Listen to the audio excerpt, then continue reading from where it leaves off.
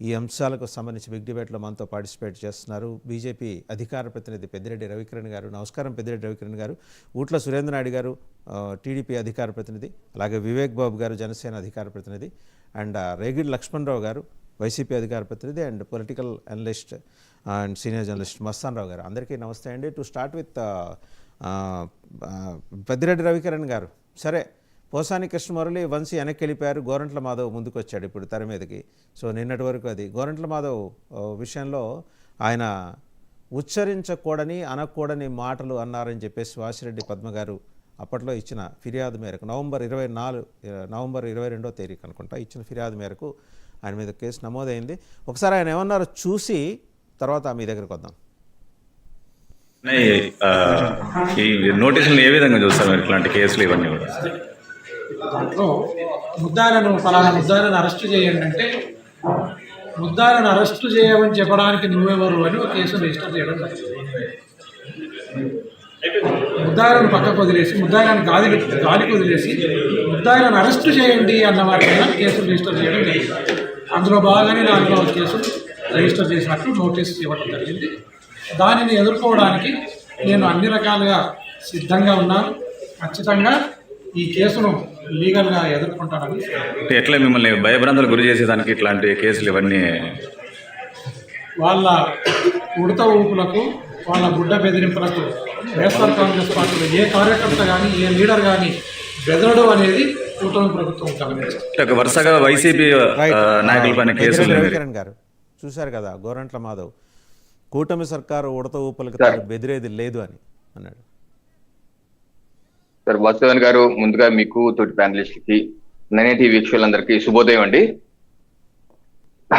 మనం వాసుదేవన్ గారు కొన్ని సంవత్సరాలుగా అనేక డిబేట్లు చేస్తున్నాం, అనేక సార్లు మనం చెప్తున్నాం కూడా. రాజకీయాల్లో ఉన్న వాళ్ళు కావచ్చు, రాజకీయాలు లేని వాళ్ళు కావచ్చు, లేకపోతే రాజకీయాల మీద ఆసక్తి ఉండి సోషల్ మీడియాలో యాక్టివ్గా ఉన్న వాళ్ళు కావచ్చు, అందరికీ భావ ప్రకటన స్వేచ్ఛ కంపల్సరీగా రాజ్యాంగం మనకి ఇచ్చింది. అయితే దానిలో కొన్ని పరిమితులు ఉన్నాయి.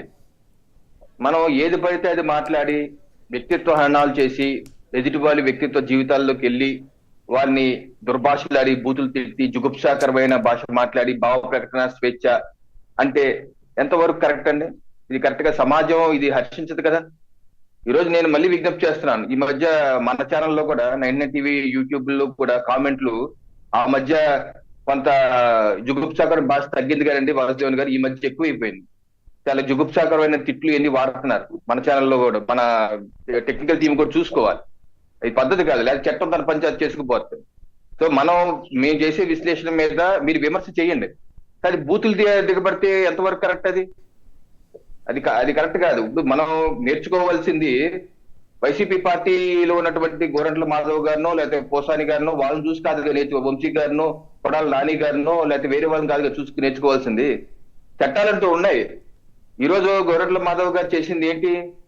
ఆయన ఇదే మాట్లాడు, నాకు మీ పేజీ లేదు కానీ వేరే ఛానల్లో అన్నారు, నాకు భావ ప్రకటన స్వేచ్ఛల్లో భాగంగా అన్నా నా మాటలు, దాంట్లో తప్పేంటంట.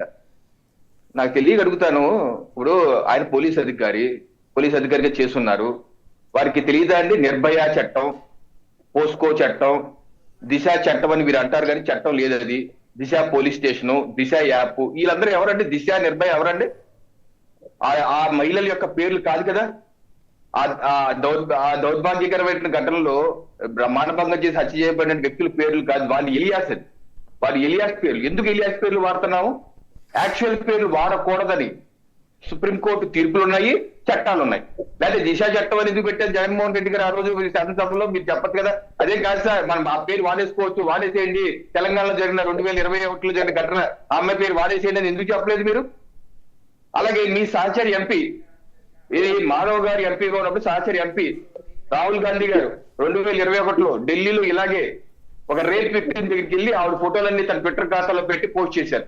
మరి ఆయన మీద కేసు విచారణ ఈ రోజు కూడా జరుగుతుంది కదా. ఎందుకు నిన్న కాక మొన్న చివరెడ్డి భాస్కర్ రెడ్డి గారు నవంబర్ లో తన సొంత జిల్లాలో ఒక బాలిక మీద అత్యాచారం జరగకుండా జరిగిందని చెప్పి ఆ పేరు ఫోటోలు పెడితే ఆయన మీద పోస్కో చట్టం కేసు పెట్టారు. ఆయన దానికి తప్పుడు కేసు అని చెప్పి హైకోర్టులో క్వాష్ పిటిషన్కి వెళ్ళారు.